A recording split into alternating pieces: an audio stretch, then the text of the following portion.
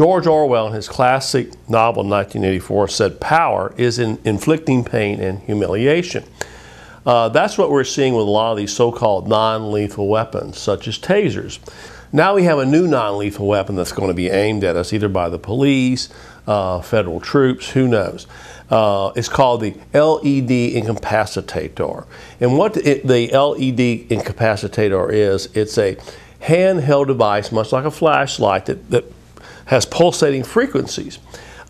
It looks like a strobe light, but it's not. And what it does, it hits the optical nerves in the eyes and causes nausea, disorientation, all kinds of sickness, and people sometimes pass out, you can't see, you can't function.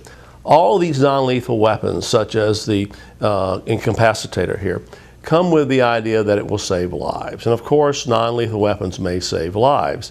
In fact, the Department of Homeland Security has already endorsed this weapon, saying it has great potential for mass crowd control and using it in peacetime to get people under control. There are two rationales for the use of weapons like this. One is that they're more humane, and two, they'll make the police more effective. However, are such devices more humane?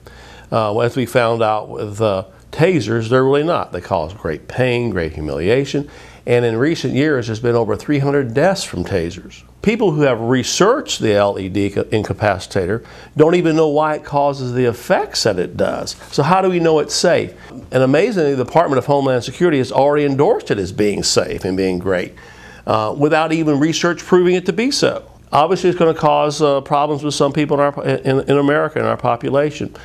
People with heart conditions, people with epilepsy, and other diseases. An important point here is that non-lethal weapons like tasers are being used in foreign countries, such as China, as compliance weapons. They're used as a way to get people under control who are merely protesters, people exercising their rights to speak freely about government abuse. What non-lethal weapons means, really, at the end of the day, is that more weapons will be used. And where police used to negotiate with people, now they taser them. And where police once tried to find a resolution, instead of using force, now they can use a taser, or they can use an incapacitator to supposedly get American citizens under control. In other words, these kind of weapons will increase the likelihood that police will use force.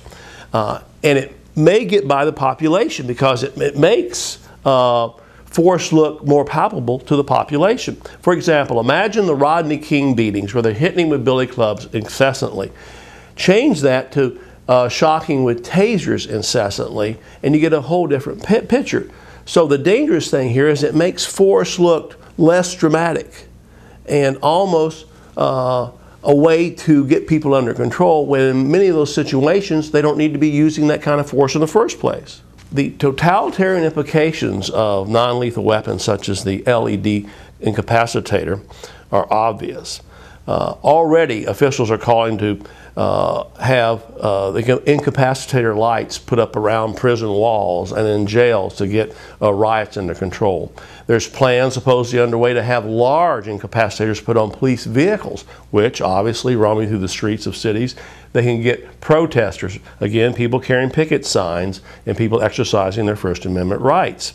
So the totalitarian implications are grave here. So what these kind of weapons do, especially the incapacitator, it will render protest and what we consider great civil liberties rights useless. It will give us a kind of government coercion that is so well designed that it will not breed revolt. And America, don't forget, our country started with a revolution, with people getting in the streets and fighting back. But with these kind of weapons, it may become impossible.